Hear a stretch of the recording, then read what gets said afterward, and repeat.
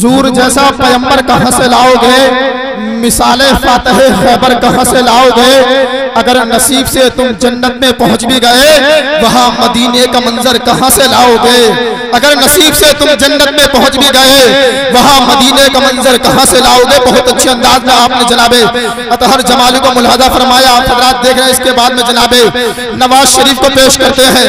एक शेर सुनिए जाओ। उसके बाद में आप ही के मस्जिद के इमाम हजरत अल्लामा नफीस अहमद साहब के बिला की कुछ देर की गुफ्तगू आप और हम लोग मुल्क के समाप्त करते हैं। तो एक बार बोल दे सुभान अल्लाह और बोले या रसूल अल्लाह के नात आका तो सुना होगा, लेकिन तुम लोग जख्म दिल के दिखाऊंगा, लेकिन तुम लोग अब ये तुम लोग कौन है। शाह ने किन की तरफ को इशारा किया है। वो देखें कि मोमिन होने का दावा है, इसके उल्फत गायब है। जिद्दा को कहते हैं जद्दा, जद से पूछो जद्दा गायब है। और हूरों से मिलने की खातिर पढ़ते हो दिन रात नमाज, नूर मोहम्मद नाम है लेकिन इश्क मोहम्मद गायब है। हूरों से मिलने की खातिर पढ़ते हो दिन रात नमाज, नूर मोहम्मद नाम है लेकिन इश्क अहमद गायब है।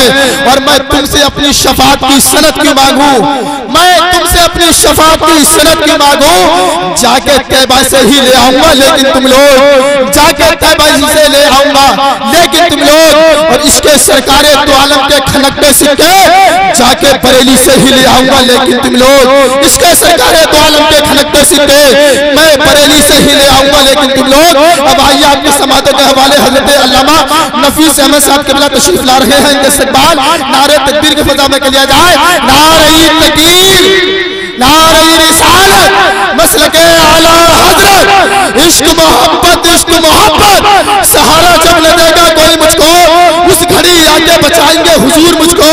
और है जिसके कल्ब में प्यारे हबीब की उल्फत, खुदा ने कह दिया बस वही प्यारा है मुझको। मियाँ बीवी के हक के ताल्लुक से थोड़ी सी गुफ्तगू करूंगा।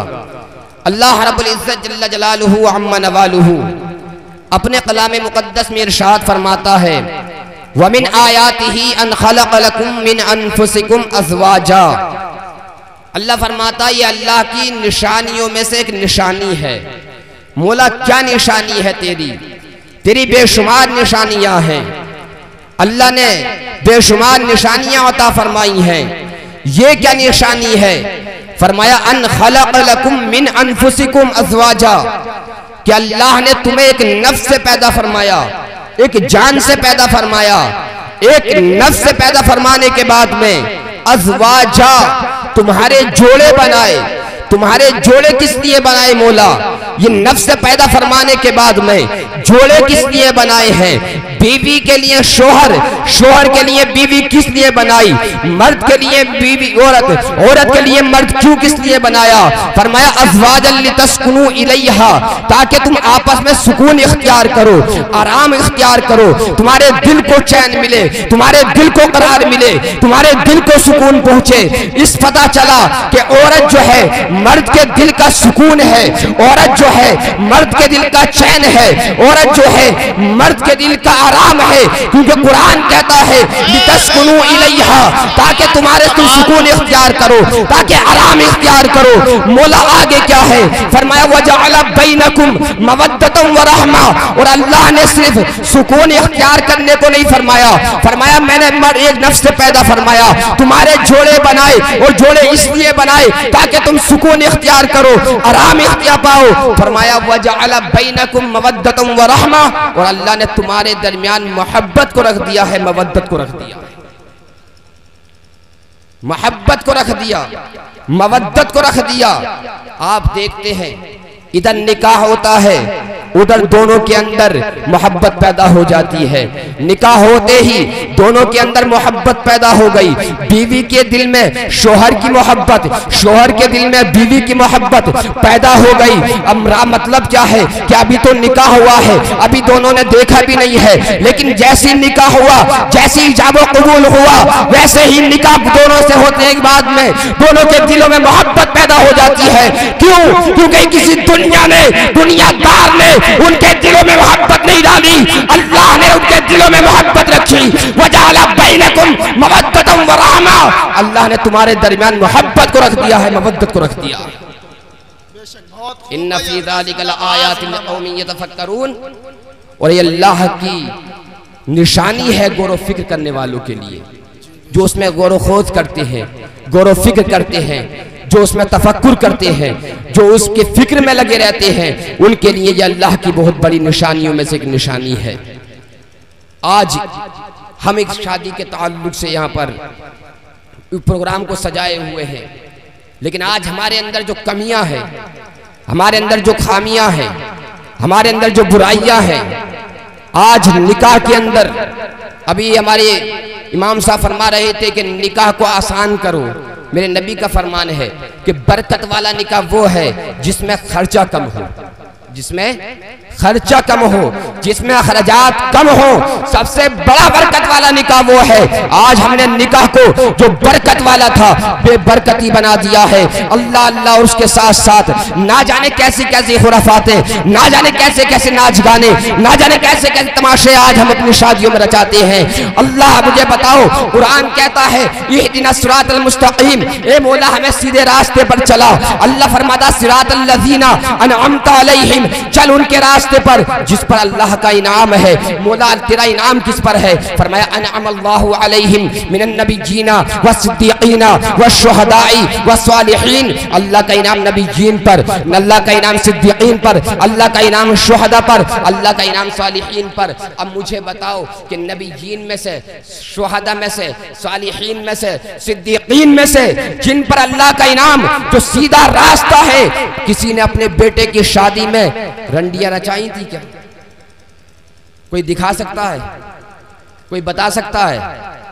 नबीयीन में से, सिद्दीकीन में से, शुहदा में से, सालिहीन में से जिनका रास्ता सीधा रास्ता है, जिनके रास्ते पर अल्लाह हमसे चलने को कहता है कि चल उनके रास्ते पर जो सीधा रास्ता है। अब बताओ, नबीयीन का सीधा रास्ता, सिद्दीकीन का सीधा रास्ता, शुहदा का सीधा रास्ता, सालिहीन का सीधा रास्ता, किसी ने भी अपने बेटों में से उनकी बेटों की शादी हुई तो खुराफात की नहीं दिखा सकते।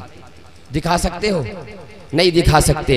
अब कोई खड़ा हो जाए मजमे में से और कहने लगे हाफिज शकील साहब, मुझे तो तुम ये बताओ, तुम तो ये कहते हो कि नाच गाना किसी ने दिखाया, तुम हमें ये दिखाओ कि अपने शादियों में, अपनी शादियों में या अपने बेटों के शादियों में किसी ने नबी की महफिल को सजाया है, किसी ने जश्न इश्तिराके हयात सजाया है, किसी ने जलसा मुनाकिद किया है? तो हाँ, हम सीना ठोक कर कहेंगे हाँ, सबसे पहले नबी का जलसा, नबी का मिलाद, नबी की महफिल को किसी और ने नहीं, तेरे मेरे बाप हजरत आदम ने जन्नत में सजाया था।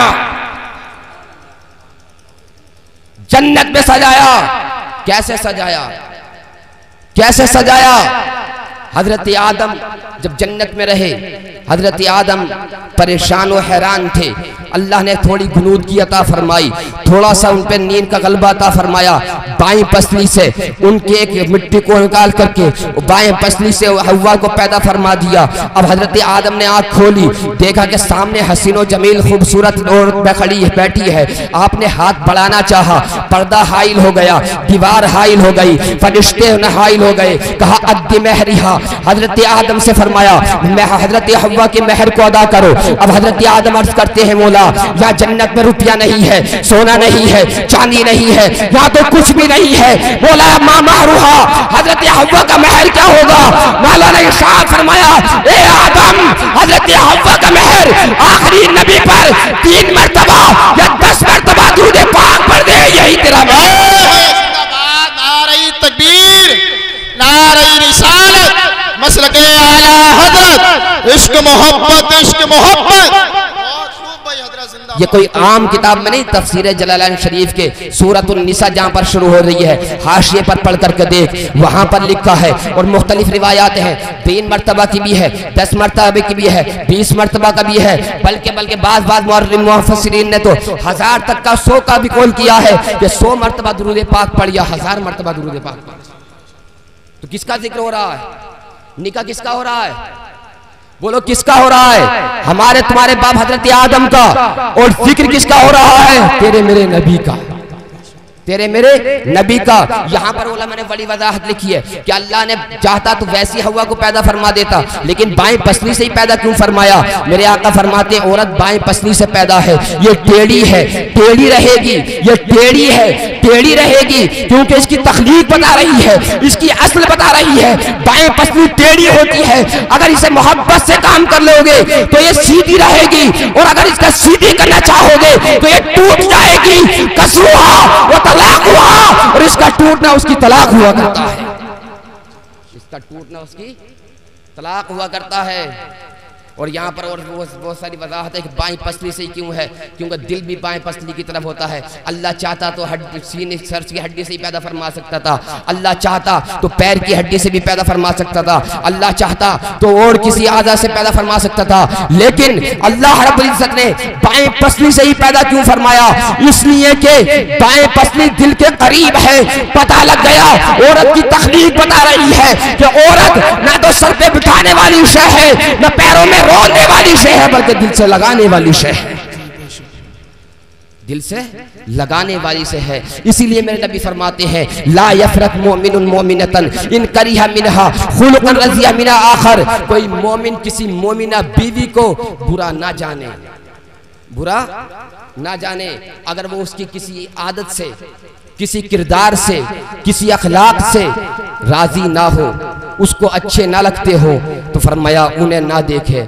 जो दूसरे अखलाक भी तो उसके अंदर ऐसे होंगे, कोई आदत उसके अंदर ऐसी होगी जो तुझे भाती होगी, जो तुझे अच्छी लगती होगी, जो तेरे दिल को लुभाती होगी। फरमाया जो बुरी आदत है उसको ना देख, जो अच्छी आदत है उसको देख ले, उसको देख ले। इसलिए कि वो औरत टेढ़ी है। आप सोच रहे होंगे साहब औरत के लिए ही है, हमारे लिए कुछ नहीं है। ना ना मेरे भाई, तुम्हारे लिए भी बहुत कुछ है, तुम्हारे लिए भी है। अल्लाह रब्बुल इज्जत ने बीवी का हक अपनी जगह रखा है, शोहर का हक अपनी जगह रखा है। आज हम इन हुकूक को मद्देनजर रखते हुए, आज हम कुरान और हदीस पर अमल करते हुए अपनी जिंदगी को गुजारें, तो कसम खुदा की मेरा दावा है कि हमारे घरों में, हमारे घरों से खुराफात और लड़ाई झगड़े बिल्कुल दूर हो जाएंगे। लड़ाई झगड़े क्यों होते हैं? जब हम इन चीजों पर अमल नहीं करते, इन चीजों पर नहीं करते। आज जरा जरा सी बातों पर, जरा जरा सी बातों पर औरतें अपने शोहर को, और शोहर भी जनाबे वाला अपनी बीवियों को जरा जरा सी बात पर डंडे चार्ज करते रहते हैं, मारते रहते हैं। अल्लाह के नबी ने मना फरमाया है, फरमाया कि तुम औरत को तादीबन अदब देने के लिए मार सकते हो, लेकिन बेवजह मार नहीं सकते, क्योंकि औरत तुम्हारी बांधी नहीं है, तुम निकाह करके लेकर के आए हो, तुम्हारी शरीके हयात है, तुम्हारी रफीक़े हयात है, तुम्हारी जिंदगी का साथी है, इसलिए उसे मारने का हुक्म नहीं है। हाँ, अदब देने के लिए अगर वो कोई ऐसा फेल करे, ऐसा काम करे जो है शरीयत के भी खिलाफ हो, तो उसको अदब देने के लिए मार सकता है, इजाजत है, जायज है, लेकिन बेवजह औरत को मारना ये शरअन जायज नहीं है। अज़ीज़ान मिल्लत इस्लामिया, आज ना जाने औरतें क्या क्या फरमाइश करती रहती है। मेरी माँ बहन कान खोल करके सुन ले, मेरी बात का बुरा ना माने। मैं आज छोटा भाई हूँ और बहैसियत आपके इस बस्ती में इमाम हूँ, क्योंकि इमाम की जिम्मेदारी बनती है, इमाम की जिम्मेदारी होती है। अल्लाह रब्बुल इज्जत कल आपसे नहीं, कुरान में फरमाया वक़िफूहुम इन्नहुम मसऊलून, इन्हें रोक लो, इनसे चंद सवालात किए जाने वाले हैं। उस वक्त में आलिम से इल्म के बाद तुमसे सवाल होगा कि अल्लाह ने तुझे इल्म अता फरमाया था, तूने कितना लोगों को सिखाया था, कितना नहीं सिखाया था, सही फरमा रहे हैं, कितना सिखाया था। ये नहीं कि सुभान अल्लाह कह दो जन्नत हमारे अब्बा की है, बेशक सवाब है, जन्नत के लिए बड़े कठिन रास्ता है, बड़ा कठिन रास्ता है। मेरे आका फरमाते हैं हुजिबतिन नारू बिश्शहवात व हुजिबतिल जन्नतु बिल मकारे, कि जन्नत को अल्लाह रब्बुल इज्जत ने, जन्नत को अल्लाह रब्बुल इज्जत ने तकलीफ देह चीजों से ढांक दिया है, तकलीफ दे चीजों से ढांक दिया है। और जहन्नम को अल्लाह रब्बुल इज्जत ने शहवात से ढांक दिया है। जो शहवत के नक्शे कदम पर चलता है जहन्नम का दरवाजा खुल जाता है, जो शहवत के नक्शे कदम पर चलता है फिर जहन्नम का दरवाजा खुलता है, यहाँ तक कि वो जन्नत जहन्नम के करीब हो जाता है। और जो तकलीफ दे चीजों को बर्दाश्त करते हुए, उस पर अमल करते हुए कदम को आगे बढ़ाता है, अल्लाह रब्बुल इज्जत जन्नत के दरवाजे खोलता चला जाता है। हुजिबतिन नारू बिश्शहवात, शहवात से, शहवत से, जो हमारा दिल चाह रहा है, हमारी ख्वाहिश चाह रही है, हमारा नफ्स चाह रहा है कि उसकी पैरवी करो, उसकी पैरवी करो, उसकी पैरवी करो। कहा है उसके पीछे चलोगे तो जहन्नम के दरवाजे खुलते चले जाएंगे, जहन्नम के करीब होता चला जाएगा। और जो तकलीफ दे चीज़ों पर अमल करेगा, क्योंकि अब ठंड का मौसम है, गर्मी का मौसम है, ठंड का मौसम है, फजर की अजान हो रही है, अब हम दिल नहीं चाह रहा, नफ्स कह रहा ना ना मत पड़े, सो ले, आराम कर ले, उधर अय्याल सलाह हय्याल फलाह की सदाएं आ रही है, तो हम रुक गए, ये नफ्स की पैरवी हमने कर ली, नफ्स की पैरवी हमने की, जहन्नम का दरवाजा खुल गया, जहन्नम का पर्दा खुल गया। अज़ीज़ान मिल्लत इस्लामिया, तो जन्नत बड़ी कठिन है। और मेरे अज़ीज़ों, तो मैं अर्ज़ ये कर रहा था कि जरा जरा सी बातों पर औरतें अपने शोहरों को ताना देती है, अपने शोहरों को बुरा भला कहती है, अपने शोहरों को तकलीफ देती है, अपने शोहरों से नाजायज मुतालबात करती है। सुन लो, मिशकात शरीफ के अंदर भी है, तिरमिज़ी शरीफ के अंदर भी है, इब्ने माजा शरीफ के अंदर भी है। हज़रत मुआज़ रज़ी अल्लाह तआला अन्हु से मरवी है, फरमाते मेरे नबी ने फरमाया कि जब कोई औरत दुनिया में, हज़रत जब कोई औरत ला तूज़ी इम्राअतुन ज़ौजहा, फिर दुनिया, जब कोई औरत दुनिया के अंदर अपने शोहर को तकलीफ देती है, क्या देती है? तकलीफ देती है। इल्ला क़ालत ज़व्वजतहु मिन हूरिन ईन, तो जो हूरे ईन है जन्नत में, जिससे अगर वो बंदा मोमिन है और ईमान की हालत पे इस दुनिया से जाएगा, उसका निकाह अल्लाह ने उस हूरे ईन से कर दिया है, वो जन्नत से कहती है, क्या कहती है? कहती है ए खातून क़ातलकिल्लाह, अल्लाह तुझे बर्बाद करे, अल्लाह तुझे हलाक करे, अल्लाह तुझे तबाह बर्बाद करे। फ़इन्नमा हुवा इंदकी दखीलुन यूशिकु अन युफारिक़की इलैना, फरमाया ये तेरे पास में एक वक्त के लिए है, थोड़ी मुद्दत के लिए है, थोड़े टाइम के लिए है, थोड़े समय के लिए है, फिर तुझसे जुदा होकर के ये मेरे पास आने वाला है। यानी कि जिस हूर का अल्लाह रब्बुल इज्जत ने उससे निकाह फरमा दिया है, इस हदीस में बड़ी जान है और उलमा ने बहुत कुछ लिखा है। थोड़ी सी तशरीह कर दूं हज़रत, फिर रुखसती चाहूंगा। बहुत कुछ लिखा है। यहाँ पर हूर कहाँ है? जन्नत में। कहाँ है बोलो? जन्नत में। लड़ाई कहाँ हो रही है? औरत अपने शोहर को कहाँ सता रही है? घर के अंदर। घर के बात समझ में आ रही है कि नहीं आ रही है? घर के अंदर सता रही है ना, कमरे में सता रही है, कोठरी में सता रही है, बंद कमरा है, वहां तकलीफ दे रही है। वो कहाँ है? जन्नत में। उन दरिंदा दहलों से कह दो, उन गुस्ताखों से कह दो कि जो कहते हैं नबी को दीवार के पीछे की खबर नहीं है, जो कहते हैं नबी को दीवार के पीछे की खबर नहीं है। अरे घर में बैठे हुए ज़ौजैन में झगड़े हो रहे हैं, बीबी शोहर को सता रही है और वो शोहर का निकाह जिस हूर से, हूरे ईन से अल्लाह ने जन्नत में फरमा दिया है, वो जन्नत में देख करके उसको मुलाज़ा भी फरमा रही है और उसको देख करके उस औरत पर बद्दुआ भी कर रही है, उस औरत पर बद्दुआ भी कर रही है। क्यों? कुरान कहता है वज़व्वजनाहुम बिहूरिन ईन, हमने उनका निकाह हूरे ईन से कर दिया है। और हूरों को मालूम है ये कि ये बंदा मोमिन है, इसका निकाह मुझसे हो गया है, ये भी मालूम है इसका मर्तबा क्या है, ये भी मालूम है कि ये किस दर्जे पर है, ये भी मालूम है कि ये हालत ईमान पे ही मरेगा। जब ये सारी चीजें एक हूर को मालूम है, तो मेरे आका तो हूर के भी आका है भाई, मेरे आका तो हूर के भी आका है, तो उनको दीवार के पीछे की खबर कैसे ना होगी? ये बदअकीदा, ये अकल से काम लें, क्योंकि हदीस इस बात पर शाहिद है। मेरा ये मौजू नहीं है, मैं सिर्फ ये बात अर्ज करना चाहता हूँ कि कोई औरत अगर अपने शोहर को सताती है तो सुनो, जन्नत की हूर उसके लिए बद्दुआ करती है, जन्नत की हूर उसके लिए बद्दुआ करती है। अब तुम भी सुन लो कि बीवियों को बेजा ना मारा करो, क्योंकि मैंने पहले कहा कसरूहा तलाक हुआ, वो टेढ़ी है, वो सीधी करना चाहते टूट जाएगी, हो जाएगी। मैंने एक रिवायत और सुना दूं, फिर रुखसती चाहूँगा तुम्हारे ताल्लुक से, क्योंकि मोहब्बत कैसी करो, क्योंकि दोनों तरफ से अगर मोहब्बत होगी तो इंशाअल्लाह हमारे घर जन्नत की क्यारियों में से क्यारी बन जाएगी, जन्नत की क्यारी में से क्यारी बन जाएगी। मेरे आका ने हज़रत आयशा से मोहब्बत से फरमाया, मुस्कुरा करके फरमाया आयशा, जब तुम मुझसे राज़ी होती हो ना, तब भी मैं पहचान लेता हूँ, और जब तुम मुझसे नाज करती हो यानी नाराज़ी होती हो, या नाराज़ी हमारा नाज है, क्योंकि अल्लाह के नबी से कोई नाराज़ हो तो फिर उसको ईमान से खारिज हो जाता है। तो यहाँ नाज नाराज़ी माना नाज है कि जब तुम मुझसे नाज करती हो जब भी मैं पहचान लेता हूँ। हज़रत आयशा ने अर्ज़ किया रसूलुल्लाह आप कैसे जान लेते हैं?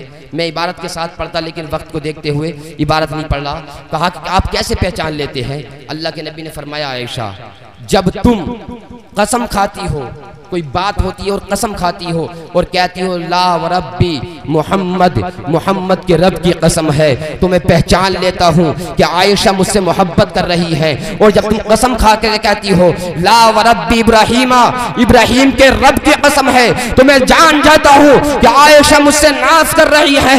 आयशा ने इतना सुना, सुनने के बाद में अर्ज किया या रसूल अल्लाह, हाँ हाँ जब मैं कसम खाती हूँ, जब कहती हो वल्लाही ला रब्बी मोहम्मद, मोहब्बत के रब की कसम है, और जब नाश करती हो तो कहती हो ला रब्बी मोहम्मद इब्राहीमा, इब्राहीम के रब की कसम है। मैं कसम के दौरान नाम तो छोड़ देती हूँ, रही आपकी मोहब्बत ना आज दिल से निकली है ना क़यामत तक दिल से निकल सकती है। इस बात पर एक जुमला और सुन लें, मियाँ बीवी के अंदर जो मोहब्बत अल्लाह रखता है, वजअला बैनकुम मवद्दतम व रहमा, जो मोहब्बत रखता है, अगर थोड़ी मोड़ी कोई बात हो जाती है तो वो नाराज़ी नहीं होती है, वो नाराज़ी नहीं होती है, वो नाज हुआ करता है, वो नाज हुआ करता है। और यही नाज जब जाहिलों में पहुंचता है, यही नाज जब ला इल्म में पहुंचता है, यही नाज जब ला अहल में पहुंचता है तो इतना बढ़ जाता है, इतना बढ़ जाता है कि इसी नाज को नाराजगी में तब्दील करके फिर उसको तलाक हो जाया करती है। इसलिए थोड़ी थोड़ी बातों पर सब्र शोहर भी करे और बीवी भी करे। बहुत सारी अहदीस इस ताल्लुक से, हुकूक ज़ौजैन के ताल्लुक से हैं और बहुत सारी बातें हैं, लेकिन वक्त बहुत ज़्यादा हो चुका। अल्लाह रब्बुल इज़्ज़त हमें अमल खैर की तौफ़ीक़ रफ़ीक़ अता फरमाए। आला हज़रत ने जो पैगाम दिया उस पर चलें। फिर के गली गली तबाह ठोकरें सबकी खाएं क्यों, फिर के गली गली तबाह ठोकरें सबकी खाएं क्यों, दिल को जो अक्ल दे खुदा तेरी गली से जाएं क्यों, दिल को जो अक्ल दे खुदा तेरी गली से जाए क्यों, रुख़सते काफ़िला का शोर गश्ते हमें उठाए क्यों, सोते हैं उनके साए में कोई हमें जगाए क्यों, और जान है इश्क़े मुस्तफ़ा रोज़ फुज़ू करे खुदा, जिसको हो दर्द का मज़ा नाज़े दवा उठाए क्यों। अस्तग़फिरुल्लाह रब्बी मिन कुल्ली ज़म्बि व अतूबु इलैहि।